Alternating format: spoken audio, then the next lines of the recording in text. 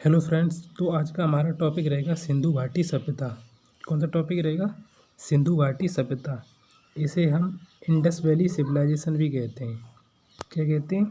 Indus valley civilization. इसका दूसरा नाम हड़प्पा सभ्यता भी है। ठीक है, तो इसके बारे में हम सिंधु घाटी सभ्यता इतिहास पढ़ेंगे। सभ्यता विस्तार, प्रमुख स्थल, नगर नियोजन, सामाजिक जीवन, भोजन प्रणाली और सभी महत्वपूर्ण तथ्य भी जानेंगे इसके बारे में। ठीक है, और आफ्टर दैट हम इसके कुछ MCQ भी करेंगे लास्ट में। ठीक है, तो देखिए सिंधु घाटी सभ्यता। तो सिंधु घाटी सभ्यता के जो अन्य नाम है वो कौन कौन से हैं? तो इसे हड़प्पा सभ्यता भी कहते हैं, और इसे सैंदव सभ्यता भी कहते हैं, और इसे प्रथम नगरी सभ्यता भी कहते हैं। सिंधु घाटी सभ्यता थी वो प्रथम नगरी सभ्यता थी। ये ग्रामीण सभ्यता नहीं थी, ये प्रथम नगरी सभ्यता थी। ठीक है, और इसका जो समयकाल माना जाता है वो कार्बन डेटिंग के अकॉर्डिंग जो है वो सर्वाधिक मान्य है। ठीक है, तो आपको इसे ही याद करना है। तो ये 2300 ईसा पूर्व से लेकर 1700 ईसा पूर्व तक है। ठीक है, तो 2300 BC से 1700 BC तक है। ठीक है, और एक ये भी याद कर सकते हैं आप जॉन मार्शल के अनुसार, तो ये 3250 BC से 2750 BC है। ठीक है, ये जो समय काल है ये उल्टा चलता है। ठीक है, ये BC वाला समय होता है, ये उल्टा चलता है, क्योंकि ईसा मसीह के जन्मदिन से पूर्व की बात हो रही है। ठीक है, तो सबसे जो इम्पोर्टेंट है वो आप ये याद कर सकते हैं, कार्बन डेटिंग वाला। ये एग्जाम में बार बार पूछा जाता है। तो 2300 ईस्वी पूर्व से 1700 ईस्वी पूर्व तक इसका समय काल है सिंधु घाटी सभ्यता का। ठीक है, अब देखिए सिंधु घाटी सभ्यता का जो विस्तार है वो कहाँ से कहाँ तक है। तो उत्तर देखो, मैप में आप जानते ही होंगे ऊपर साइड क्या होता है? नॉर्थ होता है। ठीक है, और नीचे क्या होता है? साउथ होता है, और इधर क्या होता है? ईस्ट होता है, और इधर वेस्ट होता है। ठीक है, तो राइट एंड पे क्या होता है? ईस्ट होता है, लेफ्ट एंड पे क्या होता है? वेस्ट होता है। ठीक है, ये आप ध्यान रखना। तो इसका जो उत्तरी स्थल है वो है मांडा, जो कि जम्मू कश्मीर में है। सिंधु घाटी सभ्यता का सबसे उत्तरी सिंधु घाटी सभ्यता का जो सबसे उत्तरी स्थल है वो कौन सा है? तो वो मांडा है, और वो चिनाब नदी के किनारे है, जम्मू कश्मीर में। ठीक है, ये आप ध्यान रखना। और फिर जो सबसे पश्चिमी स्थल है वो है सुतकांगी इंटूर, जो कि पाकिस्तान में है, बलूचिस्तान में। ठीक है, कहाँ है? तो बलूचिस्तान में, दास्क नदी के किनारे है। तो नदी कौन सी है? दास्क नदी है। ठीक है, और जो सबसे पूर्वी पार्ट है सिंधु घाटी सभ्यता का वो है आलमगीरपुर, जो कि यूपी में है, हिंडन नदी के किनारे। ये मेरठ वाला पार्ट पड़ता है, ये ध्यान रखना। ठीक है, यूपी का मेरठ वाला पार्ट। और जो सबसे दक्षिणी भाग है वो है दैमाबाद, जो कि प्रवरा या गोदावरी नदी के किनारे है। ठीक है, ऑप्शन में कभी कभी प्रवरा भी मिल जाता है, तो इसे भी याद रखना। जो प्रवरा है वो गोदावरी नदी की ट्रिब्यूटरी है, मतलब सहायक नदी है। ठीक है, और दैमाबाद कहाँ है? तो ये महाराष्ट्र में है। ठीक है, तो आप समझिए उत्तरी कौन सा है? मांडा है, दक्षिणी दैमाबाद है, और सबसे पश्चिमी सुतकांगेंडोर है, और पूर्वी कौन सा? तो आलमगीरपुर है, जो हिंडन नदी के किनारे है। ठीक है, अब देखिए सिंधु घाटी सभ्यता का जो आकार है वो कैसा था? तो वो त्रिभुजाकार था। ठीक है, हड़प्पा की खोज जो सबसे पहले हुई थी वो 1921 ईस्वी में हुई थी, दयाराम साहनी के द्वारा। ठीक है, एग्जाम में क्वेश्चन पूछा जाता है कि सिंधु घाटी सभ्यता का आकार कैसा था? तो वो त्रिभुजाकार था। ठीक है, और जो हड़प्पा की खोज हुई थी इसे भी ध्यान रखना, ये भी एग्जाम में बार बार पूछा जाता है। ये 1921 में हुई थी, दयाराम साहनी ने की थी। उस समय पुरातत्व विभाग के जो महानिदेशक थे वो कौन थे? तो वो जॉन मार्शल थे। कौन थे? John Marshall. ठीक है, और जो हड़प्पा जो स्थल है ये रावी नदी के किनारे था, ये भी ध्यान रखना। अब देख लीजिए इसके जो प्रमुख स्थान है वो देख लीजिए। तो हड़प्पा किस नदी के किनारे था? रावी नदी के किनारे था। ठीक है, इसकी खोज 1921 में हुई थी। जो हड़प्पा स्थल है वो आधुनिक पंजाब में है, जो पाकिस्तान में पड़ता है। ठीक है, दयाराम साहनी के द्वारा खोज की गई थी। इसमें दो टीले थे, एक पश्चिमी टीला था और एक पूर्वी टीला था। तो जो पश्चिमी टीला था उस पर एक दुर्ग बना हुआ था, और जो पूर्वी टीला था वो नगर था। ठीक है, तो जो पश्चिमी टीला था वह दुर्ग बना हुआ था। वहाँ पर जो शाही लोग रहते थे, जो अफसर टाइप के लोग रहते थे, वो पश्चिमी टीले पर रहते थे। ठीक है, जो उच्च वर्ग रहता था। ठीक है, और जो पूर्वी टीला था वहाँ पे आम लोग रहते थे, वहाँ नगर था। ठीक है, तो पश्चिमी टीले पर कौन रहते थे? तो उच्च वर्ग रहता था, समाज का उच्च वर्ग, जो शिक्षित वर्ग था वो वहाँ रहता था। ठीक है, और दुर्ग को व्हीलन ने कहा है माउंट एवी।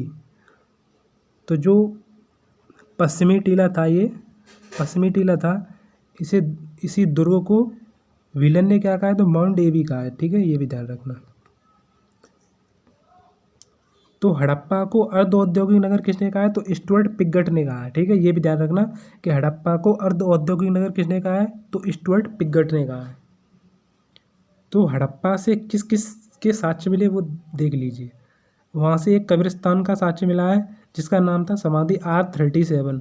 ये एग्जाम में बार बार पूछा जाता है, ये भी ध्यान रखना। R37 कहाँ से मिला है ये समाधि या कब्रिस्तान, तो हड़प्पा से मिला है। शंख का बना बैल मिला है, बर्तन पर मछुआरे का चित्र मिला है, स्त्री के गर्भ से निकला पौधा मिला है, ये भी इम्पोर्टेंट है, ये भी ध्यान रखना। तो स्त्री के गर्भ से निकला पौधा कहाँ से मिला है, तो ये हड़प्पा से मिला है। स्वास्तिक और चक्र मिला है, ये भी इम्पोर्टेंट है, इसे भी ध्यान रखना, ये हड़प्पा से मिला है स्वास्तिक और चक्र। सीपी का पैमाना मिला है, ईंट का बना चबूतरा मिला है, बटन के आकार की मोहरें मिली हैं आदि। तो ये सभी साक्ष्य कहाँ से मिले हैं, तो ये हड़प्पा से मिले हैं, ठीक है। अब है मोहनजोदड़ो। मोहनजोदड़ो का मतलब होता है, शाब्दिक अर्थ होता है मृतकों का टीला। क्या होता है, मृतकों का टीला। इसकी खोज हुई थी 1922 में, राखल दास बनर्जी के द्वारा इसकी खोज की गई थी मोहनजोदड़ो की, ठीक है। तो स्थान ये लरकाना ज़िला सिंध पाकिस्तान में, अभी जो स्थान है ये लरकाना ज़िला है पाकिस्तान में, वहीं पर है, और जो कि सिंधु नदी के किनारे है, ठीक है। तो यहाँ से किस किस चीज़ के अवशेष मिले हैं, तो बृहद स्नानागार मिला है, मतलब बड़ा स्नानागार मिला है जहाँ पे हम नहाते हैं, जिसे इंग्लिश में स्विमिंग पूल कहते हैं, वो यहाँ पर मिला था, ठीक है। अन्नागार भी मिला है। अन्नागार का मतलब जहाँ पे हम जो हमारे गेहूँ वगैरह होते हैं या जो हमारा खाद्यान्न होता है उसे स्टोर करते हैं, उसे अन्नागार कहते हैं, इसे इंग्लिश में ग्रीनरी बोलते हैं, ठीक है। कांसे की नर्तकी मिली है, सूती कपड़े के साँचे मिले हैं, योगी की मूर्ति मिली है, और मुद्रा पर पशुपति की मूर्ति मिली है, और मिट्टी की तराजू मिली है, ठीक है। तो इतने साक्ष्य कहाँ से मिले हैं, तो ये मोहनजोदड़ो से मिले हैं, ठीक है। तो कौन कौन सा इंपॉर्टेंट है, बृहद स्नानागार, ये तो एग्जाम में कई बार पूछा गया है। बृहद स्नानागार और अन्नागार, कांसे की नर्तकी की मूर्ति, और मुद्रा पर पशुपति की मूर्ति, ये चार तो बहुत इंपॉर्टेंट है, ठीक है, इन्हें आप याद कर लेना। नेक्स्ट स्थल है चनूदड़ो। तो चनूदड़ो की खोज 1934 में हुई थी, किसने की थी, तो एन गोपाल मजूमदार के द्वारा की गई थी, और इसका उत्खनन करवाया था अर्नेस्ट मैके ने। तो चनूदड़ो का जो उत्खनन किसने करवाया था, तो अर्नेस्ट मैके ने। तो अवशेष क्या क्या मिले चनूदड़ो से, तो श्रृंगार का सामान मिला है, जैसे लिपस्टिक, और जूकर झांगर संस्कृति के अवशेष मिले हैं। तो सिंधु घाटी सभ्यता से पहले भी कोई यहाँ संस्कृति रही होगी जिसे जूकर झांगर संस्कृति कहते हैं, तो इसके साक्ष्य भी कहाँ से मिले हैं, तो चनूदड़ो से मिले हैं। भार मापने के बाट मिले हैं, मनका बनाने का कारखाना मिला है, अलंकृत हाथी मिला है, वक्राकार ईंटों के साक्ष्य मिले हैं, बिल्ली का पीछा करते हुए कुत्ते का चित्र मिला है, ठीक है। तो जो कुत्ता है वो बिल्ली का पीछा कर रहा है, तो ये चित्र कहाँ से मिला है, तो चनूदड़ो से मिला है, ठीक है। तो इसमें जो सबसे ज़्यादा इम्पोर्टेंट है वो है श्रृंगार का सामान, और लिपस्टिक के साक्ष्य कहाँ से मिले हैं, और दूसरा ये वाला बिल्ली का पीछा करते कुत्ते का चित्र, ठीक है। तो ये इसे आप याद कर लें। और एकमात्र ये ग्रामीण स्थल था, तो जो चन्नूदड़ो था वो एकमात्र ग्रामीण स्थल था, और ये सभ्यता पूरी वैसे नगरी सभ्यता थी, ठीक है। तो ये इसका अपवाद है चन्नूदड़ो, ये एकमात्र ग्रामीण स्थल था, ठीक है। लोथल, ये बहुत इंपॉर्टेंट है, इसकी खोज 1955 में SR राव के द्वारा की गई थी, नदी तट है भोगवा गुजरात। तो ये गुजरात में भोगवा नदी के किनारे था ये लोथल स्थल, ठीक है। ये एक बंदरगाह था, तो बंदरगाह के साक्ष्य कहाँ से मिले, तो लोथल से मिले हैं। बंदरगाह और 3 युगल समाधियाँ, फारस की मोहरें, बाजरे के साक्ष्य, घोड़े की अस्थियाँ, और एक मम्मी का साक्ष्य भी यहीं से मिला, कहाँ से, लोथल से, ठीक है, ये भी ध्यान रखना। तो क्या एक बंदरगाह और 3 युगल समाधियाँ, फारस की मोहरें, बाजरे के साक्ष्य, घोड़े की अस्थियाँ, और एक मम्मी का साक्ष्य कहाँ से मिला है, तो वो लोथल से मिला है। तो कौन सी नदी के किनारे, भोगवा नदी के किनारे, कहाँ पे, गुजरात में, ठीक है, ये भी ध्यान रखना। अब देख लीजिए कालीबंगा, जो कि राजस्थान में है। कालीबंगा कहाँ है, राजस्थान में है। इसकी खोज 1961 में अमलानंद घोष के द्वारा की गई थी, किसके द्वारा, अमलानंद घोष के द्वारा, ठीक है।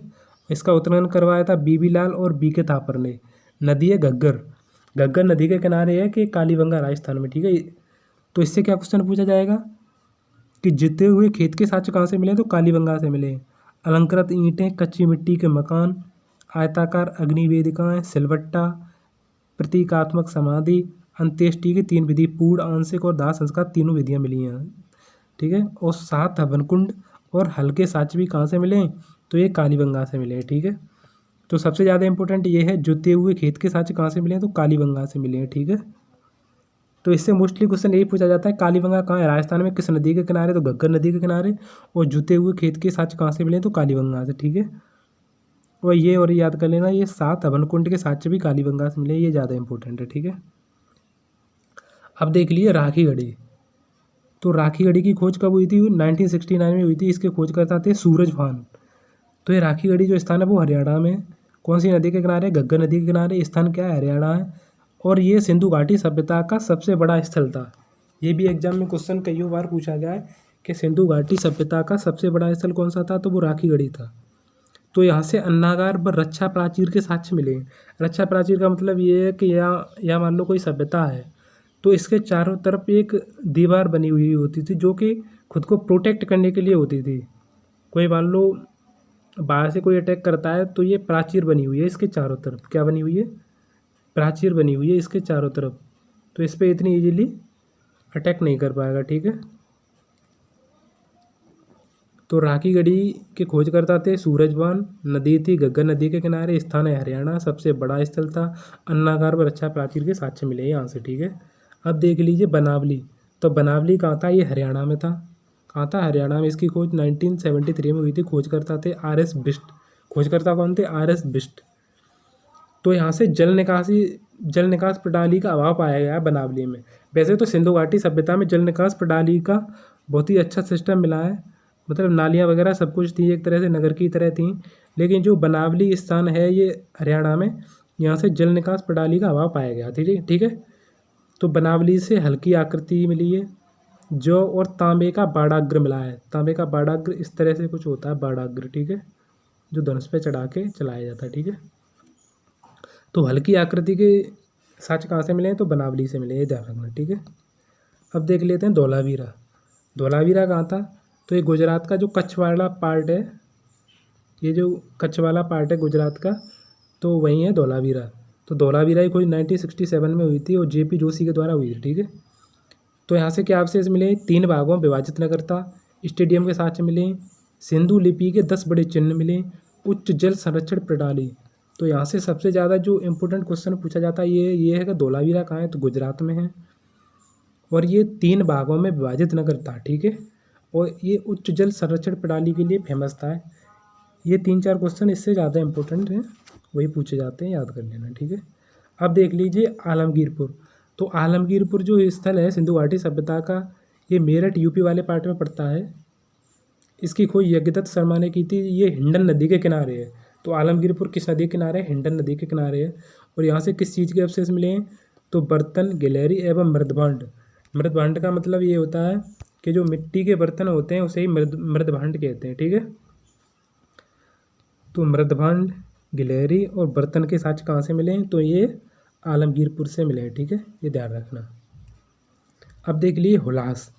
तो हुलास कहाँ था, ये सहारनपुर वाला जो पार्ट है UP का, वहाँ था हुलास। तो यहाँ से किस किस चीज़ के अवशेष मिले हैं, तो मनके के चूड़ियाँ और खिलौना गाड़ी। तो मनके, चूड़ियाँ और खिलौना गाड़ी के साक्ष्य कहाँ से मिले हैं, तो हुलास से मिले हैं। हुलास कहाँ था, तो ये सहारनपुर में था, ठीक है। सहारनपुर UP का सबसे उत्तरी जिला है, ठीक है, ये भी ध्यान रखना। अब देख लिए रोपड़। तो रोपड़ कहाँ था, ये पंजाब में था, सतलज नदी के किनारे था। इसकी खोज यज्ञदत्त शर्मा ने की थी, YD शर्मा ने, ठीक है।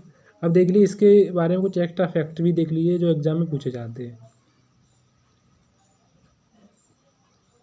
तो पक्के मकान, इसमें ज़्यादातर पक्के मकान थे और इसका अपवाद है कालीबंगा। कालीबंगा में कच्चे मकान मिले हैं, ठीक है। सड़कें थी वो समकोण पर काटती थी। दरवाज़ा खिड़की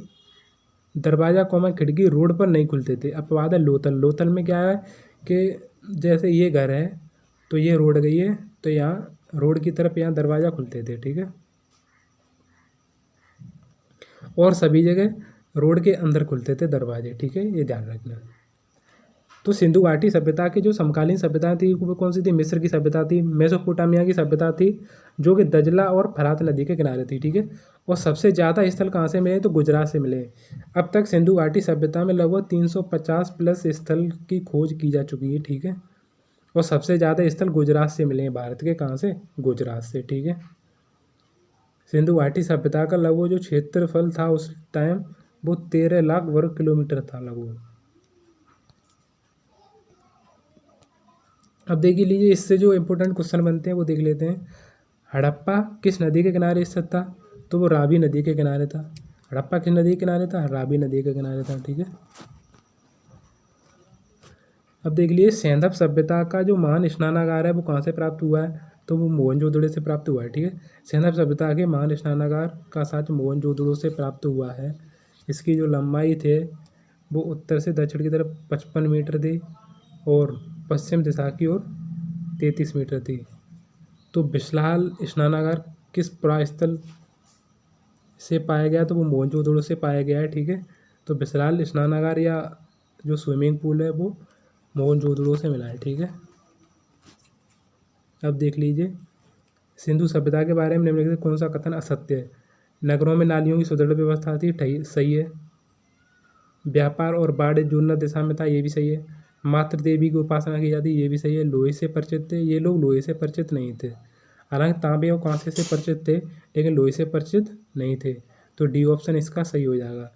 और ये जो सिंधु घाटी सभ्यता थी ये मात्र सत्तात्मक थी, ठीक है। मात्र सत्तात्मक, ठीक है। अब देखिए, मैचिंग वाला क्वेश्चन है, ये भी पूछा जाता है। तो मांडा कहाँ था? जम्मू कश्मीर में था। मैं आपको बता चुका हूँ कहाँ था, जम्मू कश्मीर में था। कालीबंगा राजस्थान में था। राखीगढ़ी हरियाणा में था। और दैमाबाद कहाँ था? तो ये महाराष्ट्र में था, ठीक है। नेक्स्ट क्वेश्चन, तो जो हड़प्पा सभ्यता का स्थल लोथल है वो कहाँ था? तो गुजरात में था। सिंधु घाटी सभ्यता का पत्तन नगर था तो वो कौन सा? लोथल था।